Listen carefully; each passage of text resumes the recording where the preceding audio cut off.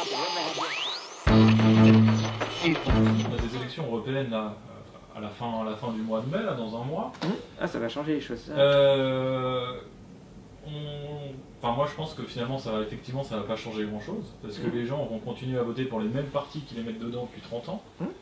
Comment est-ce qu'on peut en arriver à avoir cette situation-là de gens qui continuent à voter pour les mêmes? Bah, après, c'est un abrutissement médiatique et démocratique dont on paye les conséquences.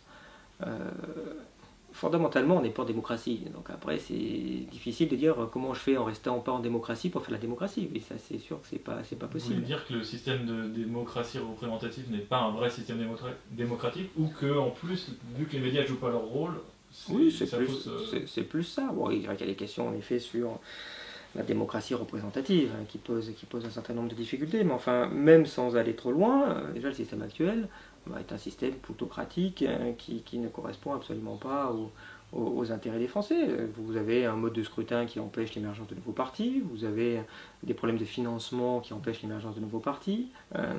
Et ça, remarquez d'ailleurs que le Conseil constitutionnel, il ne trouve rien à dire à ça. Ça, vous faites une réforme pour piloter, essayer de récupérer un peu en cas de plans sociaux des entreprises rentables, vous explique que c'est pas constitutionnel. Moi j'ai bien regardé la Constitution, ils ne parlent pas de ça. Mais c'est pas grave, ça vous explique qu'en 1989, quand ils ont voté le truc, là tout est marqué dedans, quand ça les arrange. Mais alors le fait qu'il y ait un Français sur deux qui ne soit pas représenté à l'Assemblée nationale, alors nos problèmes.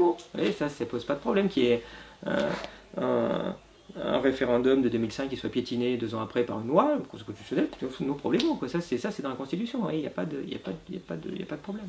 Donc évidemment, on est dans un système qui structurellement empêche les nouveaux partis, concentre l'argent sur les grands partis, empêche la démocratie interne. Donc voilà, mais après, vous voyez, c'est difficile, les gens ne sont pas forcément prêts à entendre ça. Parce que déjà, pour une raison simple, c'est que c'est quoi la démocratie normalement? C'est censé être le gouvernement du peuple, par le peuple, pour le peuple.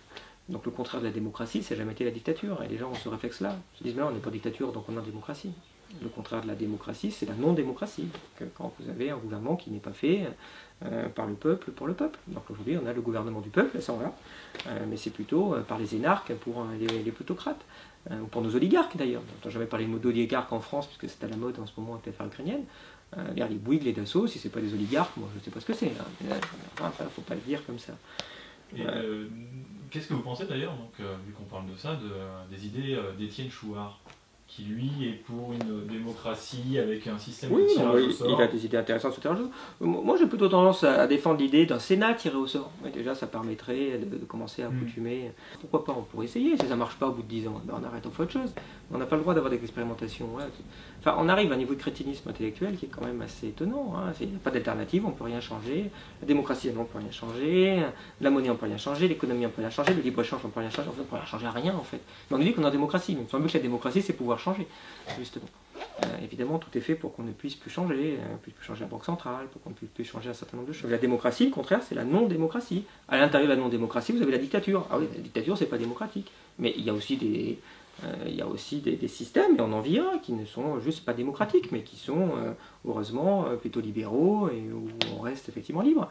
C'est-à-dire qu'on a le droit de critiquer, il n'y a pas de souci, on ne va pas en prison. Ça sert à rien, hein, mais voilà, on peut le faire, mais ça sert à rien. Une dépêche AFP, on va persuader juste que ça est repris, mais du Figaro au Monde, et puis aux journaux québécois, aux journaux canadiens, voilà, mais les mêmes phrases, les mêmes mots.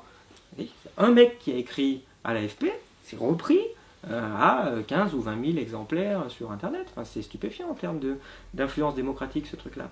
Et dans un système où d'ailleurs il n'y a aucun contrôle. Pourquoi il n'y a pas une haute autorité de l'intégrité journalistique? Je n'en sais rien. Enfin, quelque chose qui va s'assurer justement dans ce qu'on disait sur la formation de l'opinion publique, qu'on n'a pas d'exagération, qu'on entend bien les deux sons de cloche, qu'il n'y a pas des faits qui méritent aussi d'être mis en avant.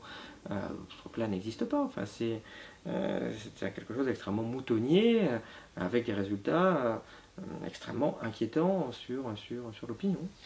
Et il faudrait notamment à la télévision aussi qu'on ait un CSA qui fasse son boulot. Parce que même en période électorale, il y a toujours des partis qu'on n'entend jamais, c'est toujours 75% UMP et PS, et 15% après Front de gauche. Ça, enfin, 25%. Mais... Oui, mais ça c'est sûr. Oui, mais ça, le problème, il est aussi en amont. Si les partis... on dirait après ça se mord à queue, ça démarre par où? Parce que quelque part, pour avoir droit à un temps médiatique, il faut représenter quelque chose. Donc pour représenter quelque chose, le mieux c'est de montrer qu'on a des élus. Vous avez des élus, vous aurez le temps médiatique. Mais si vous n'avez pas le temps médiatique, vous n'avez pas les élus. Donc je commence où en fait dans le système? Donc vous pouvez avoir quelque chose qui émerge aujourd'hui, vous ne pouvez pas, puisque c'est tout ou rien. Donc c'est un grave problème démocratique et c'est aussi de ça dont on souffre, puisqu'il n'y a pas de représentation politique, il n'y a pas de débat, il n'y a pas de personnes qui peuvent contester ce qui est annoncé par en particulier le gouvernement. Et donc effectivement, c'est roue de ma poule.